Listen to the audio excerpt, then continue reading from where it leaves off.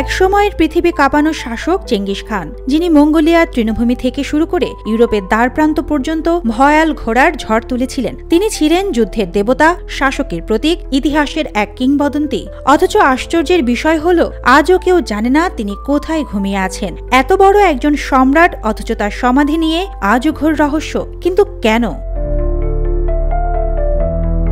তিনি চাননি কেউ জানুক তিনি কোথায় সমাহিত হচ্ছেন। ইতিহাসবিদদের মতে তার দেহ কাফনের পর ওই পথে সব মানুষকে হত্যা করা হয়। এরপর কয়েকশো ঘোড়া হেঁটে গিয়ে সমাধির সব চিহ্ন মুছে দেয়। অনেকে বলে এক নদীর গতিপথ বদলে ফেলা হয়েছিল কবর ঢাকতে।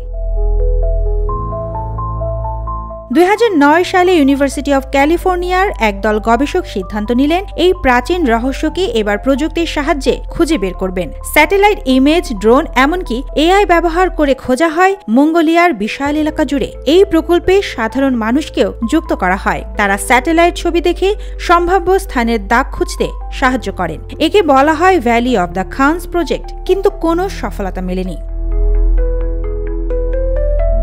সবচেয়ে সম্ভাব্য জায়গা মঙ্গোলিয়ার খিন্তি প্রদেশের ইকগোরিক, যার অর্থ এক নিষিদ্ধ ভূমি। এই জায়গাটিকেই অনেক গবেষক মনে করেন চেঙ্গিস খানের সমাধিস্থল। 240 বর্গ কিলোমিটার জায়গা, যা বহু শতাব্দী ধরে সাধারণ মানুষের জন্য সম্পূর্ণ নিষিদ্ধ। শুধু ডারখাত নামের একটি বিশেষ জাতিগোষ্ঠী পাহারা দেয় এই স্থান।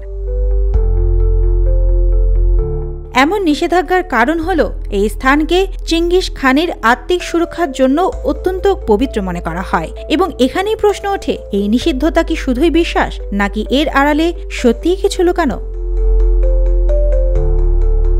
মঙ্গোলিয়ান সামরিক বিশ্বাসে চেঙ্গিস খানের আত্মা জাতিকে রক্ষা করে। তাই সমাধি খুঁজে বের করা মানে সেই আত্মাকে অশান্ত করা। এমন ভয় থেকেই বহু মানুষ এর বিরোধিতা করেন। ইতিহাসের সঙ্গেই জড়িয়ে আছে সংস্কার, বিশ্বাস আর জাতীয় পরিচয়।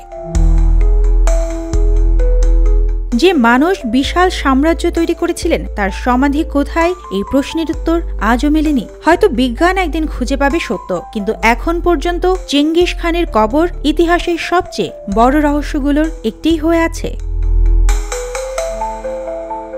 সুবর্ণা মেজাবিন, দেশকাল নিউজ।